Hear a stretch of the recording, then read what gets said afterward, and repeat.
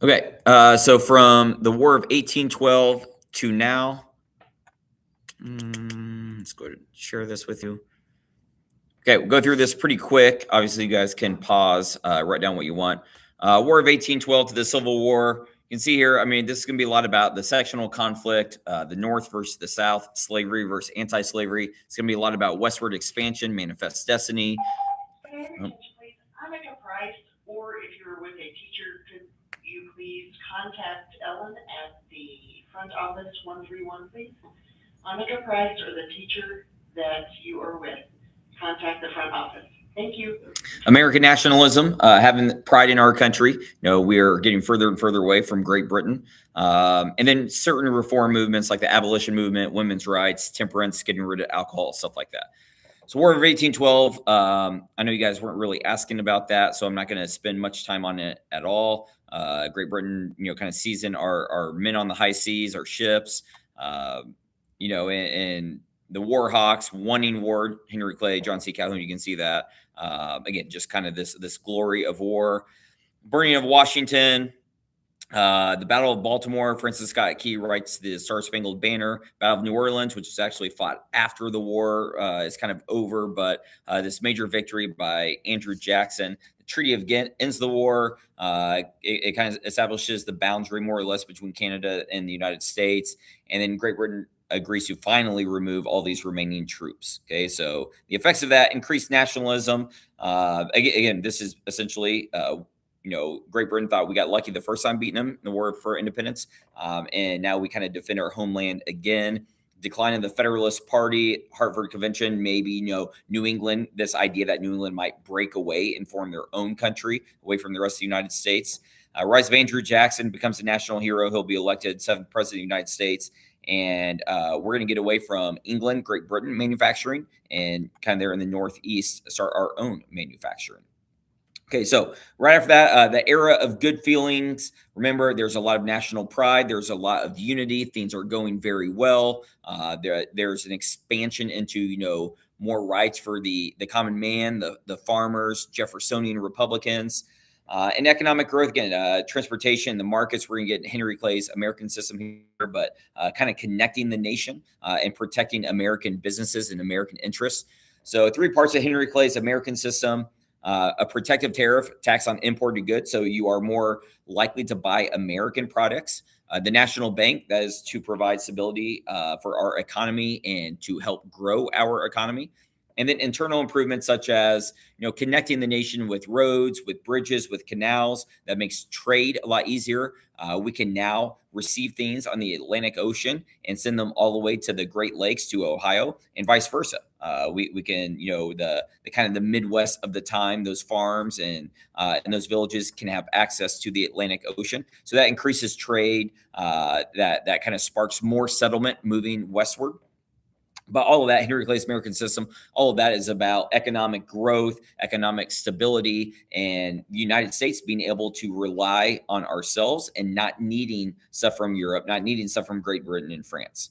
Okay, Chief Justice John Marshall, 3 important cases to go over real quick. Marbury versus Madison, judicial review. So just say real quick, 10 times in your head. Marbury versus Madison led to a judicial review. Marbury versus Madison led to judicial review. So this is the ability of the Supreme Court to overturn acts of Congress or the president and declare those unconstitutional. McCulloch versus Maryland established this elastic clause, or kind of solidified this elastic clause, which basically says the federal government is more powerful than state governments. Federal government can claim supremacy over the states. Okay, so there are implied powers through the elastic clause that says maybe certain things that aren't exactly spelled out in the U.S. Constitution, those powers still go to the federal government. Okay, so it is implied through the elastic clause that we can kind of bend it, we can kind of stretch the Constitution to fit the power of the federal government. And then Gibbons versus Ogden says the federal government controls interstate business, interstate commerce. Okay, so that strengthens the power of the national government, the federal government, at the expense of states. So you see a lot of here with Chief Justice John Marshall, this idea that the federal government is going to increase its power. The Missouri Compromise, Henry Clay, sometimes you see it called the Compromise of 1820. 3 parts. Missouri will become a slave state. Maine will become a free state, going to break off a part of Massachusetts and make it Maine. And then slavery will now be banned north of the 3630 line, the Missouri Compromise line. So Missouri applied to be a state that was going to upset the balance. There was going to be one more slave state than free state. And so Henry Clay comes along with this compromise. Basically, we're going to maintain 8 slave states, 8 free states by making Missouri a slave state, creating a new state, Maine, as a free state. And then all other disputes, we'll just draw this line across the map. And if you are north of that line, you are free, no slaves. If you're south, you are a slave state. You can have slavery. Okay, so this is a very temporary balance between the North and South. It kind of helps ease tensions for a little bit, but it's the first real sign of very quite literally dividing the nation in half over this issue of slavery. Next, we go to the market revolution. This is a shift from local economies to a more nationally connected economy. Okay, so how can the North, the East, the South, the West, how can they all connect together to create a national economy, a very strong American economy? So part of that is the transportation revolution, more roads than we've ever had before, building more canals, with lakes and transportation, railroads, the invention of the steamboat, which I want to say is Robert Fulton. The invention of the steamboat allows you to travel, obviously, both directions now with the river. So it's not, you don't just have to take the Mississippi River down. You can also travel up the Mississippi River as well. So it helps, travel and these connections of this national market all the more efficient, all the easier. Industrialization, the factory system is starting to take off, especially along rivers, along lakes, along waterways, but specifically kind of, Pittsburgh, New York City, Boston, places like that. Okay. But that helps with the market because not only are we making goods faster, but we're also increasing employment. Okay, and the same kind of thing there with interchangeable parts. Mass production is made all the easier, all the quicker. Telegraph, that helps market revolution again with just communication, that you can communicate now on a national basis in seconds, where it used to took weeks to send letters and to receive words. So now we can do that in seconds and minutes. Effects of the market revolution. So on the North, it becomes an industrial economy. We have labor, paid by the hour. In urbanization, you're going to have, cities that are expanding, they're booming. And with that comes more jobs and more factories. South will become known as King Cotton. Okay, so it is an economy that is built around cotton. The world wants American cotton, so not just other parts of the United States, but the world wants American cotton, and to the point where we'll get this nickname, or the South will get this nickname, King Cotton, because of how powerful that economy becomes. The West, you're going to see more and more farms, more large-scale farms, so not just family farms, but more farms that are directly in existence to make a profit. And then women, they get more, employment opportunities in factories as seamstresses as well. Very, very famous instance is the Lowell Mills in New England, in which a lot of the women lived on site, where they worked, but those were economic opportunities. Skip here to Jackson, 7th president of the United States. So when you think about Jackson's presidency, yes, he has a lot of power. Often referred to as King Andrew, but also the expansion of democracy to more Americans than ever before. So universal white male suffrage, white men had always been able to vote, but there were property requirements first, okay? And so Jackson's presidency removes those, or leading up to Jackson's presidency, it's removed. And so now all white men can vote. And this is going to lead to the wealthy, the elitists of the white population, losing power and losing influence. Spoil system, to the victor go the spoils. So government jobs were often given to supporters or friends. So those people weren't always, qualified for those jobs. They didn't earn those jobs, but because they were friends or big time donors, they were rewarded with jobs. Political parties, we're going to see the Democrats versus the Whigs. So if you contextualize to an earlier period, we had the Federalists versus the Anti-Federalists. That has been replaced now with Democrats versus the Whigs. Election of 1824, you guys will remember that as the corrupt bargain. Jackson actually loses to John Quincy Adams. There's a tie, and the tie-breaking vote actually goes to Henry Clay, who is the Speaker of the House. And Henry Clay casts his vote towards John Quincy Adams. And so even though Jackson had won the popular vote, Henry Clay decides to break it in the Electoral College in favor of Quincy Adams. And then he is appointed as Secretary of State, which, is comes with a lot of prestige and power and traveling the world and stuff like that. And so Jackson and his supporters call this a corrupt bargain.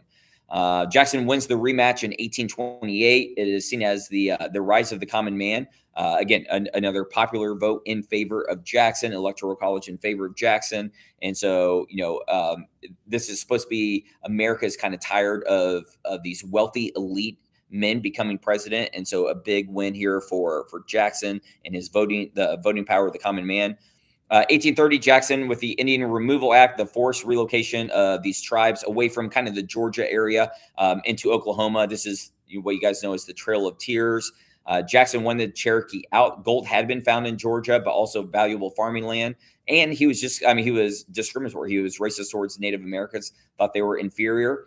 Two important Supreme Court cases: the Cherokee Nation versus Georgia. SCOTUS ruled that the Cherokee Nation were not a foreign nation, right? So they were under the power, they were under the limitations of the U.S. government, and because they're not a foreign nation, they are again subject to what our government says, and they are not citizens of the United States, so that hurts their ability to sue in federal court, anyways.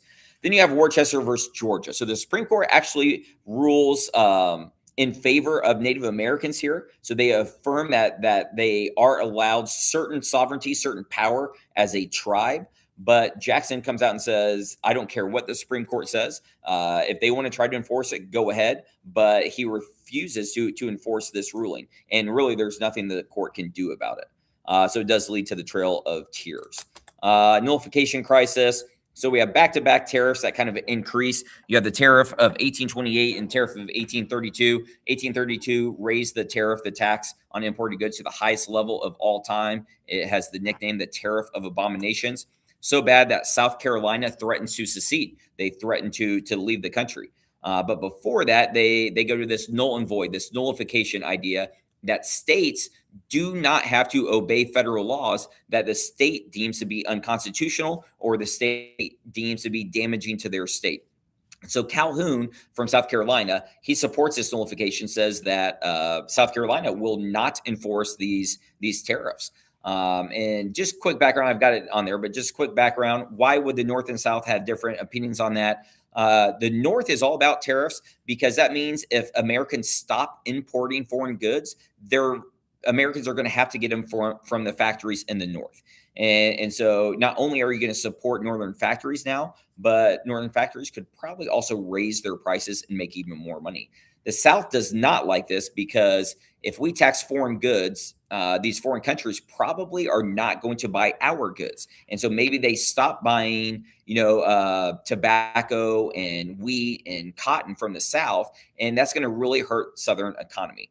And so Calhoun is not on board with this. So he asserts this idea of nullification. Jackson then goes and signs the Force Bill, which basically says he's going to use the military against South Carolina and force them to use the tariffs, to enforce the tariffs. Henry Clay rolls around and he comes up with this compromise tariff that basically says over X amount of years, the tariff will continue to lower each year to a more appropriate level. And so that kind of ends the whole thing. Another war here, another crisis for Jackson, is the bank war. The charter of the Bank of the United States is about to expire, and Jackson refuses to recharter. He refuses to support another Bank of the United States. He thought it only favored the wealthy elites. Nicholas Biddle, the president of the Bank of the United States, it famously goes to war, more or less, with Jackson over this. Jackson decides to remove all of their funds and put them into what is called pet banks or local state banks. And so if the federal government takes out all of their money from the Bank of the United States, that's going to crash the bank. It's going to crush it.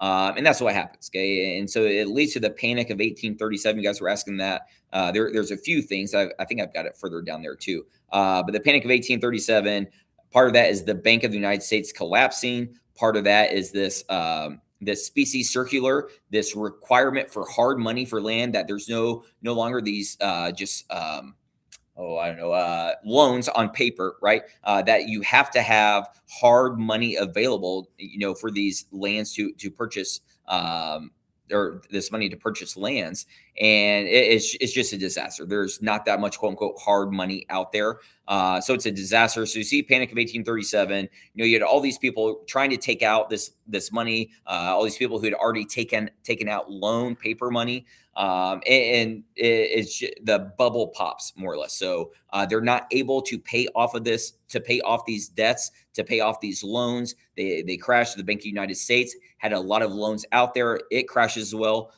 So a lot of economic downturn here because of Jackson's bank policies. Moving on here, reform movements. The Second Great Awakening. In itself, I don't know how important the Second Great Awakening is, but it actually sparks a lot of other reforms. Okay, so it's a religious, just like the First Great Awakening, it's a religious revival here. But as far as long-term impacts, I think what you really want to know are these other reform movements we're going to look at. The market revolution, a lot of stress, a lot of anxiety, a lot of hard labor hours working, and so people needed an escape, and people needed positivity in their life, and so the church and faith provided that.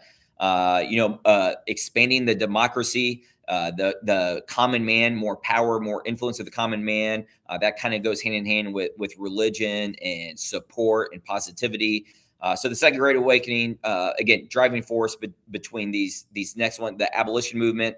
So being a good Christian man, a good Christian steward, that goes hand in hand with not owning other human beings, and wanting to end slavery. So the abolition movement, you can see there are people like William Lloyd Garrison, white man with his newspaper called The Liberator, Frederick Douglass, former slave, his passionate speeches, Sojourner Truth and Harriet Tubman as former slaves themselves, and the different Sojourner Truth with writing and speeches, and Harriet Tubman with the Underground Railroad.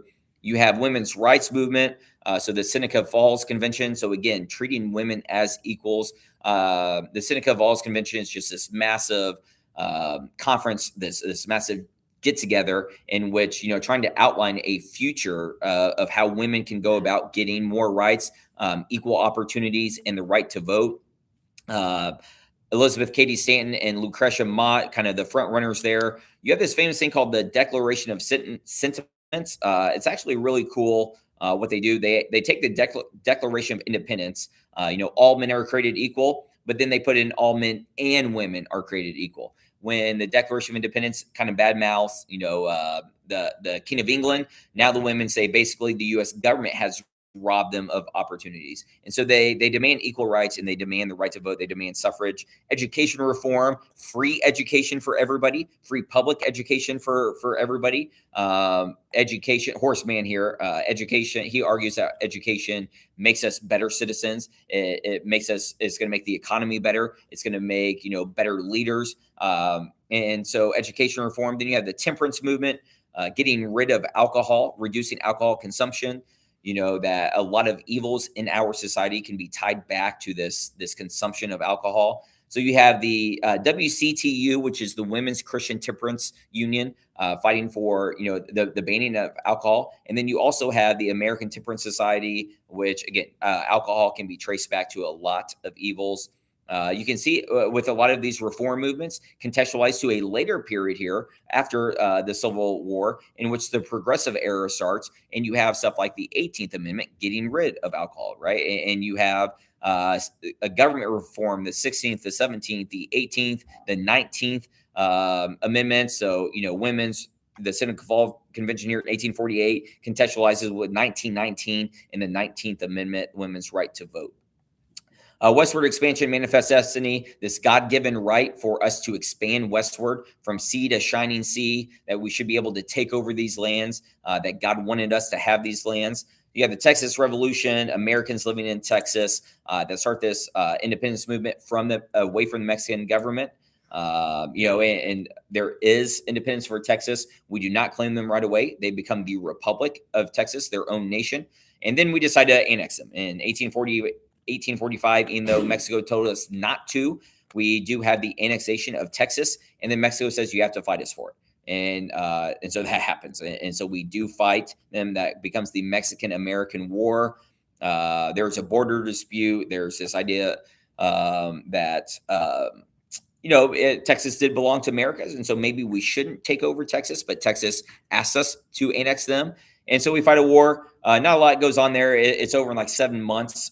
So the Treaty of Guadalupe Hidalgo gives us pretty much all of the American Southwest: Arizona, New Mexico, Texas, Oklahoma, Nevada, Utah, California, this Mexican cession. Okay, so tons and tons of land. And then it establishes the Rio Grande as the border between the U.S. and Mexico. Okay, so remember, I told you my professor in college had this great quote that the South went from a society with slaves to a society of slaves, or to a slave society. That cotton was so valuable that it expanded this need, or expanded this desire, this demand for slaves. You have the cotton gin invented by Eli Whitney, and so now it's easier than ever to finalize cotton, to produce cotton, to harvest cotton. And so you need more slaves, quote unquote, need. You had a higher demand for slaves to work the fields. That way you can get more cotton into the cotton gin and then make money. You do have some instances of slave resistance here: Nat Turner's Rebellion, the Underground Railroad, and really those, as positive as they were to try to end slavery, it does make slavery worse. It makes the punishment for escaped slaves worse, and then it leads to more fugitive slave laws to try to track down Tubman and the Harriet, or Tubman and the Underground Railroad. Compromise of 1850. The parts you really want to know is California becomes a free state. POPSAW, popular sovereignty, for all those states we took from Mexico. A stronger Fugitive Slave Act. And so now Northerners could not legally help slaves escape. And then slave trade, slave auctions are banned in Washington, D.C. Last page here: Uncle Tom's Cabin, Harriet Beecher Stowe, white woman who really painted white men in the South, white slave owners in the South, to be evil, and that increased Northern opposition to slavery, and it made the South kind of resent the North for that. The Kansas-Nebraska Act, written by Stephen Douglas. These two territories get to use POPSAW to decide slavery. It overturns Missouri Compromise. That line does not matter anymore. The old Missouri Compromise line, 3630 line. Bleeding Kansas, violence between these pro-slave voters and anti-slave voters in the territories, and John Brown and his massacre at Potawatomi Creek, killing 5 men who had illegally voted, rode across the river and illegally voted in favor of slavery. Dred Scott, famous Supreme Court case here, in which slaves are not considered citizens of the United States. So slaves cannot sue against their owners, and African Americans are not even citizens of the United States. So African Americans cannot sue in court either. Congress does not have the ability to ban slavery in the territories. The property is, I can't think of the amendment now, but the Constitution protects property, individuals' property, from the government, right? So the government cannot just come in and take your property away from you, your car, your home, whatever. And so slaves were that same thing. And so, the Roger B. Taney is actually the Chief Justice here. He owns slaves himself, but he announces to the nation that the Supreme Court says slave owners can take their slaves anywhere. There's no such thing as a free state. So possession, they are possession of their owners. This increases sectional tension. Northerners cannot believe how racist the Supreme Court was. And now we have a constitution that protects basically slavery in the United States. John Brown's raid at Harper's Ferry. He is trying to take a whole bunch of weapons and give them to other people who were like him, abolitionists, but also to slaves in the South. And he wants to have this massive slave uprising. Brown is captured and sentenced to death. He is to be hanged. The North treats him as a martyr, that he is dying. He's given his life for a really, really noble cause. And the South cannot believe that. This man was trying to kill white Southerners. And so they really resent the North for that perspective. Election of 1860, Lincoln wins because Breckinridge and Bell and Douglas all run as Democrats. The Democrats split their votes amongst 3 candidates, and so the Republicans win. Lincoln wins. The Southern states immediately threaten to secede if he takes office. In late December, he announces he does not care about their threats. He will he was voted to become president, and he will fulfill that. And right around Christmas, I can't remember the exact date, but right around Christmas, South Carolina becomes the first state to secede. Several more will follow. I think all told, 11 states will secede and form the Confederacy. Shout out Jack here. So, again, we don't really cover the presidents you were looking for us to cover because there's just not a lot that's going on. So Millard Fillmore, he was president during the Compromise of 1850, but that is a legislative branch thing. He does kind of undergo the demise of the Whigs. The Whigs split over their issue of slavery. You have Northern Whigs who are opposed and Southern Whigs who are for. And so Millard Fillmore is the last Whig president. Now, he does increase trade with Japan, but again, he's mostly just known for his failure to find a successful compromise between the North and South. Same here for Franklin Pierce. Just not a lot going on. He is from the North, but he is often accused of being too easy on the South, too appeasing to the South, allowing them to require more and more, demand more and more. Gas and purchase, we do write a big check there to Mexico for the border, for the Mexican cession lands. The Austin Manifesto, Cuba. I think it had to deal with slave trade in Cuba or expanding slavery into Cuba, that we could use parts of Cuba as African slave labor in Cuba. It fails. Honestly, you guys would have to go back and look at some of that. Definitely deals with slavery in Cuba. I can't exactly remember why that fails. And then James Buchanan. I actually lived on James Buchanan Street in college.